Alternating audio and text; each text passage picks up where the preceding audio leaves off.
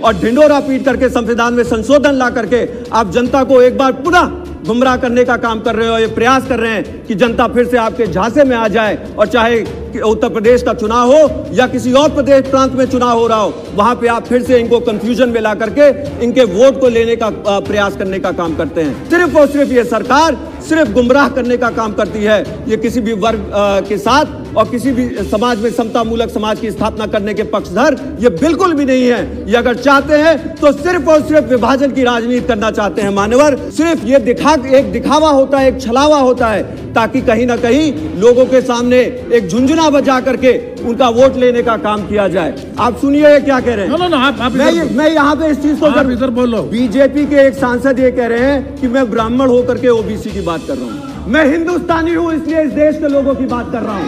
मैं इस देश का रहने वाला हूँ इसलिए इस देश के लोगों की बात कर रहा हूँ। आपको शर्म आनी चाहिए, आपको शर्म आनी चाहिए। समता मूलक समाज की स्थापना करते हुए अगर हम लोग यहाँ पे एक समाज के, एक देश के लिए यहाँ पे इकट्ठा होकर के अगर अपनी बात रख रहे हैं और आपको उसके अंदर जातिवाद मानसिकता झलक रही है, तो ये बीजेपी का असली चेहरा दिखाने का काम कर रही है। मैं आपके माध्यम से बताऊंगा। दोस्तों, विपक्ष के सांसद रितेश पांडे ने मोदी सरकार की असली करतूत को संसद भवन के फ्लोर पर सबके सामने बेनकाब कर दिया। किस प्रकार से चुनाव आने से पहले इस देश के नागरिकों के, इस देश के सैनिकों के, इस देश के भूतपूर्व सैनिकों के और इस देश के आम नागरिकों के, मजदूर वर्ग के, कर्मचारी वर्ग के वोट पाने के किस प्रकार से जुमलों का झुंझुना थमा देती है और उस झुंझुने को इस देश का हर तबका बजाता रहता है, पर उस झुंझुने से कुछ भी झड़ता नहीं है। यानी कि जो वादे किए जाते हैं वो सारे के सारे खाली निकलते हैं और मोदी सरकार ने जो भी चुनाव आने से पहले वक्तव्य या मैनिफेस्टो में जो भी वादे किए थे उनका असल में अमल नहीं होता है। यहाँ तक कि नसीब देखो भूतपूर्व सैनिका का दोस्तों, कोर्ट में लड़ाई लड़ने के बाद भी, कोर्ट के निर्देश आने के बाद भी 1 रैंक 1 पेंशन का ना तो एरियर दिया गया है और ना ही एरियर की टेबल अभी तक दी गई है। ये एक सोचने वाली बात है कि इस देश की मौजूदा सरकार इस देश के भूतपूर्व सैनिकों के सम्मान को लेकर कितनी संवेदनशील है। जी हाँ, मौजूदा सांसद जो इसको आप स्क्रीन पर देख रहे हैं, इन्होंने मोदी सरकार की एक एक करतूतों को खुद संसद भवन में, मोदी प्रधानमंत्री जी वहीं बैठे थे, राजनाथ सिंह जी वहीं बैठे थे, होम मिनिस्टर अमित शाह जी वहीं बैठे थे, उनके सामने मौजूदा सरकार की काली करतूतों को सामने लाया है। आप भी देखिए video. And northeastern areas from 300 crores, it has been revised to 125 crores, which is extremely sad given the fact that our northeastern areas do really need this support in order to progress. लेकिन हम ये देख रहे हैं कि आधुनिक अर्थव्यवस्था में आरक्षण का महत्व भी घटता चला जा रहा है। मान्यवर, अगर आप देखेंगे, जहां एक तरफ ये कहा जाता है कि आर्थिक रूप से पिछड़े वर्गों को, सामाजिक रूप से पिछड़े वर्गों को नौकरियों में आरक्षण दे करके एक समता मूलक समाज की स्थापना की जाए, वहीं दूसरी तरफ हमें ये देखने को मिलता है कि जितनी भी सरकारी नौकरियां हैं उनको कम कर दिया करते चले जा रहे हैं सरकार के द्वारा।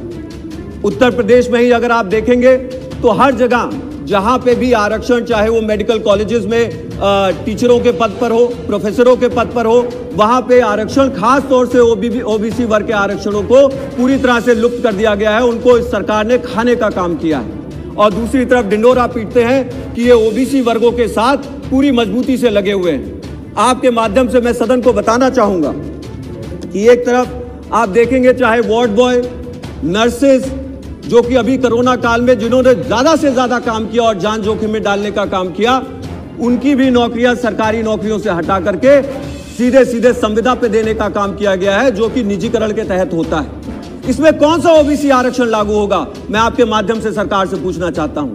97% नौकरियां प्राइवेट सेक्टर में हैं, 3% नौकरियां सरकार के पास हैं।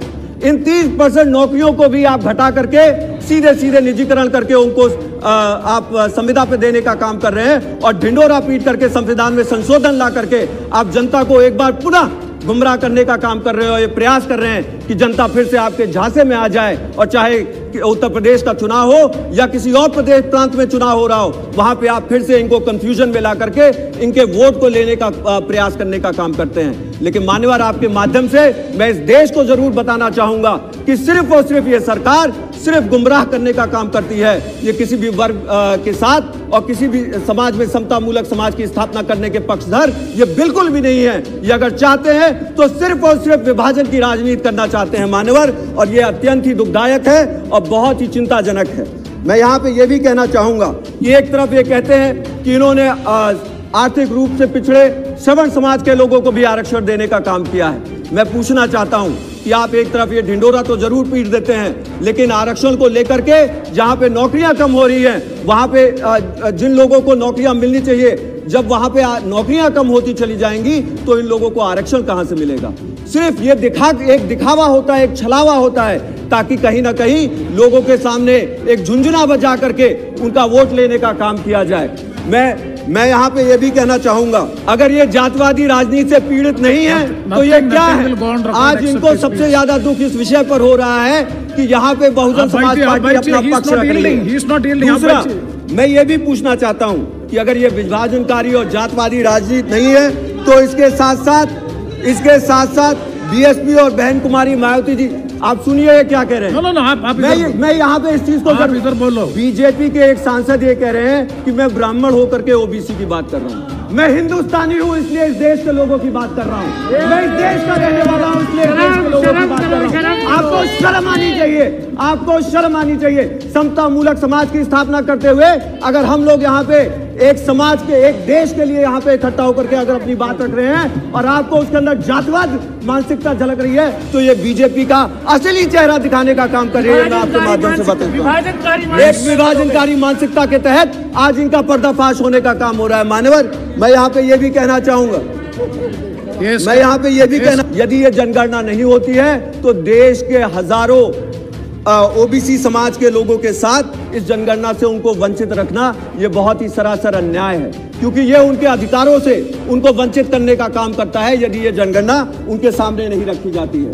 इसी के साथ साथ मैं ये भी कहना चाहूंगा कि आज सत्ता प्राप्त करने के लिए सत्तारूढ़ के दल यहाँ पे निरंतर जातवादी मानसिकता के तहत साम दाम दंड भेद का इस्तेमाल करते हैं और इसमें कोई शर्म नहीं करते, चाहे वो धर्म के नाम पर नफरत फैलाना हो या फिर आरक्षण को लेकर के वोटों की सौदेबाजी करना हो। जैसा कि हमने देखा कि एक भ्रम फैला करके, चाहे वो श्रमण समाज, चाहे ओबीसी समाज, इन सभी लोगों को झुंझुना दे करके और पर्दे के पीछे नौकरियों का सफाया करके ये सरकार उनको सिर्फ और सिर्फ छल और अंधकार में डालने का काम करती है। मैं अंत में यही कहना चाहूंगा मान्यवर कि यहाँ पे ये भी याद करना चाहिए और खास तौर से ओबीसी समाज के लोगों को कि मान्यवर काशीराम साहब जी ने इसी दिल्ली राजधानी के अंदर जंतर मंतर में सन 1990 के दशक में जब ये वीपी सिंह की सरकार थी और मंडल कमीशन की रिपोर्ट लागू करने के लिए धरना देने का काम किया था और उसी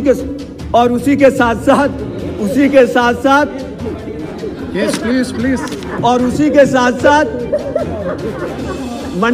मंडल कमीशन की रिपोर्ट लागू करने के लिए मान्यवर काशीराम साहब जी ने उस समय धरना देने का काम किया था और वीपी सिंह की सरकार को ये हिदायत दी थी कि यदि उनको अपनी सरकार बचानी है तो उन्हें मंडल कमीशन की रिपोर्ट लागू करनी होगी, और जिसके फलस्वरूप आज उनको आरक्षण मिलने का काम हो रहा है। यह बहुजन समाज पार्टी की प्रतिबद्धता है कि एक समता मूलक समाज की स्थापना हो और इसके लिए पूरी ताकत से बहुजन समाज पार्टी निरंतर लगती रहेगी।